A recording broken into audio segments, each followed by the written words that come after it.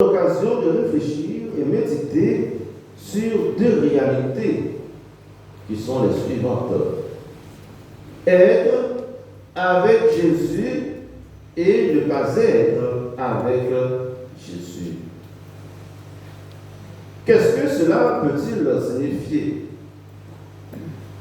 Est-ce que l'on peut réduire être avec Jésus seulement à ceux et celles qui sont d'une religion chrétienne ou bien aux chrétiens catholiques, c'est-à-dire ceux et celles qui viennent régulièrement à la messe et qui participent aux dévotions religieuses? De l'autre côté, est-ce que ne pas être avec Jésus regroupe les sans religion, les athées, les bouddhistes ou autres sectes qui n'ont pas une racine chrétienne? En d'autres termes, quand est-ce que l'on est avec Jésus et quand est-ce que l'on est contre lui? Pour mieux répondre à cette interrogation, nous devons faire appel à l'Esprit Saint. Car il n'y a que l'Esprit Saint qui peut nous dire avec exactitude qui est avec Jésus et qui est contre lui. C'est pour nous l'occasion de nous demander, de nous questionner, est-ce que je suis avec Jésus ou bien est-ce que je suis contre lui? C'est une grâce à demander dans la prière. Dans la première lecture, Josué, disciple fidèle de Moïse depuis sa jeunesse, est désappointé. Il est déçu. Le fait de voir que Dieu a partagé l'esprit qui devait reposer uniquement sur Moïse à d'autres hommes du peuple. Qui plus est, outre les 70 anciens qui étaient présents à la tente de la rencontre, l'Esprit a dû traverser les frontières de la tente pour aller reposer jusque sur Eldad et Médad qui ne s'étaient pas rendus à la tente. Et ce qui est merveilleux et surprenant, Eldad et Médad prophétisent dans le camp. La première chose à retenir, c'est que on ne peut pas monopoliser l'Esprit Saint. La deuxième chose, on ne peut pas, comme une photo, enfermer l'Esprit Saint dans un cadre. L'Esprit Saint est comme le vent. Comme nous rappelle Saint Jean dans son évangile, tu entends sa voix, mais tu ne sais ni d'où il vient, ni où il va. Jean chapitre 3, verset 8. Moïse, de son côté, ne voit pas dans les autres des concurrents, mais des collaborateurs. C'est-à-dire que des hommes à qui Dieu donne une partie de son esprit pour l'aider dans sa mission de conduire et de guider le peuple. Le peuple de Moïse, c'est d'abord un peuple de prophètes. C'est-à-dire un peuple qui marche de sainteté en sainteté. Moïse voit la miséricorde de Dieu répandre sur les autres. Alors que Josué, de son côté, se laisse emporter par la jalousie. Dans son aveuglement spirituel, Josué n'a pas su rendre compte que c'est le même esprit conféré référer à Moïse qui est en train de se manifester sur les autres, sur les anciens. Donc, cela n'affecte pas en réalité l'autorité suprême de Moïse. Moïse reste et demeure le leader spirituel du peuple Israël. Dans son esprit clanique et sectaire, Josué demande à Moïse de les arrêter. Ce comportement, frères et sœurs bien-aimés, c'est le comportement de beaucoup d'entre nous dans l'Église. Puisque l'autre ne fait pas partie de mon équipe, on doit le mettre à l'écart. Il n'a pas droit à la parole. C'est l'exclusion. Dans l'Évangile, Jean, l'un des 12, affiche le même comportement que Josué. Animé par l'esprit de clan, l'esprit de ghetto, Jean voulait empêcher à cet homme d'accomplir un miracle. Sans doute, cet homme était en train de porter assistance à quelqu'un qui était en difficulté. Et vous savez, c'est un péché de ne pas porter assistance à quelqu'un en difficulté.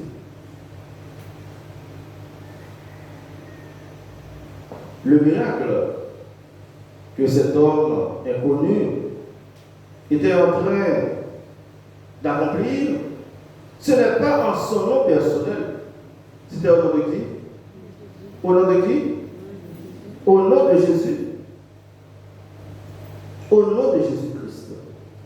Cela veut dire que c'est quelqu'un, bien qu'il ne fasse pas partie du club des disciples officiels de Jésus, qui adhère à la parole christique et à l'enseignement salvateur prôné et prêché par l'homme de Nazareth. C'est comme un petit Nicodème. Il est avec Jésus sans être membre du groupe visuel et formel. Il partage quand même la foi en Jésus-Christ. Sans vouloir exagérer, j'ai envie de dire que ce disciple inconnu de l'évangile de Marc, ce disciple qui agit avec bon cœur et au nom de Jésus, est le 13e disciple du Christ. De nos jours, il y a beaucoup de ces disciples dans les rues, dans les coins et les recoins du monde. Vous allez me demander sans doute où se trouvent-ils ces disciples? Qui sont ces disciples? Eh bien, je vous dis, ils sont dans les hôpitaux, dans les EHPAD, dans les écoles, dans les centres de rééducation et ambulanciers. Ils sont dans les prisons et même dans les services étatiques.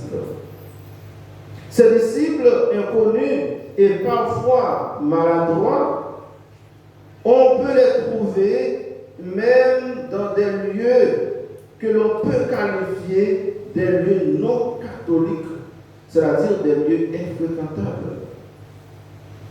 Ils sont partout, ces disciples inconnus.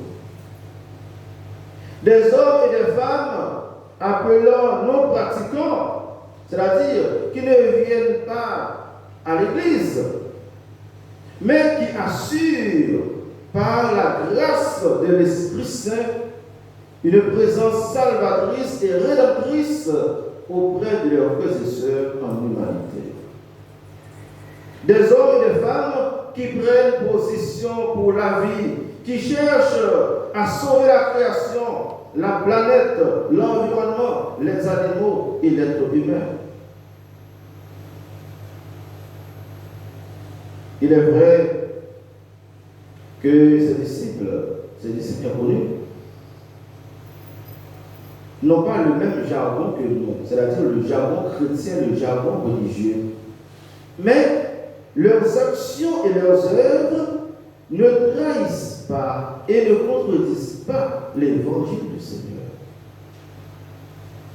Comme chrétiens, comme chrétiennes, nous devons avoir cette ouverture d'esprit pour accueillir la grâce que Dieu nous donne à travers les autres. Aujourd'hui, le Seigneur nous dit à chacun et chacune de nous, ne les en empêchez pas. Celui ou celle qui n'est pas contre nous est pour nous.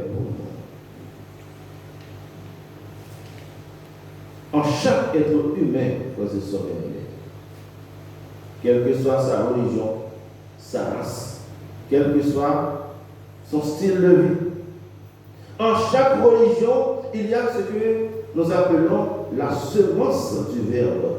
C'est-à-dire, il y a une petite lumière intérieure, une petite lumière divine qui luit au plus profond de cette personne. Ces marques, à travers la bouche de Jésus, nous invitent à être vraiment ce que nous sommes, catholiques, c'est-à-dire universels. Universels, c'est-à-dire des hommes et des femmes ayant des visions humanitaires, planétaires et universelles.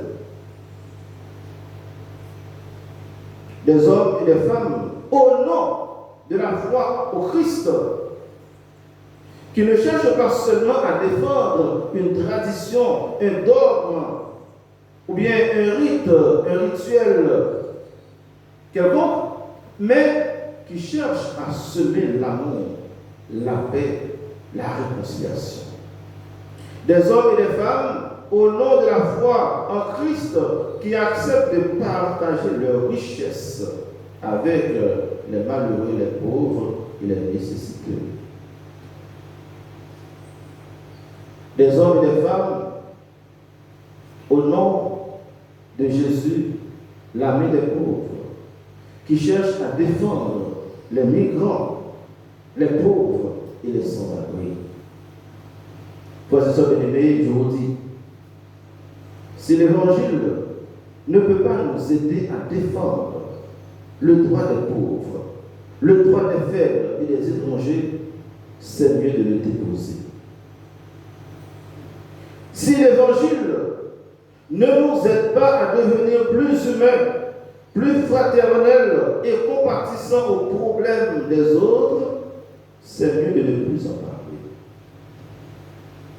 L'Évangile doit nous aider à devenir plus proches de ceux qui souffrent, de ceux qui sont dans la peine, dans la souffrance. Ne soyons pas étonnés si toutefois un jour, nous voyons des hommes et des femmes qui n'ont jamais mis leurs pieds à l'église, assis à la droite de Dieu le Père. Ne soyez pas étonnés.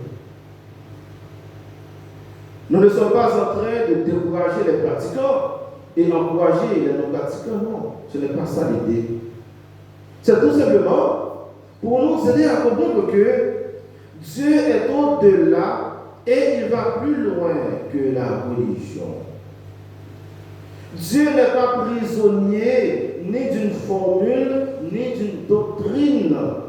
Il est le Dieu qui va à la rencontre de tout homme, de toute femme, quelles que soient leurs conditions. Alors, chers chrétiens, chères chrétiennes, réveillons-nous et mettons-nous au travail pour éradiquer d'abord entre nous l'esprit de clan, qui est un esprit anti-évangélique dans notre communauté. Il peut y avoir le petit clan. C'est mon à moi, pas mon à moi. Nous devons éradiquer cette mentalité. Nous devons pratiquer l'esprit d'entraide, l'esprit d'unité. Que nous sachions que le Seigneur peut se servir de n'importe qui pour réaliser ses œuvres dans le monde et dans l'Église. Que la Vierge Marie et Saint Joseph nous aident vraiment à être des chrétiens ouverts, des chrétiens compatissants, des chrétiens accueillants et des chrétiens tolérants. Qu'il en soit ainsi. Au nom du Père, et du Fils, et du Saint-Esprit. Amen.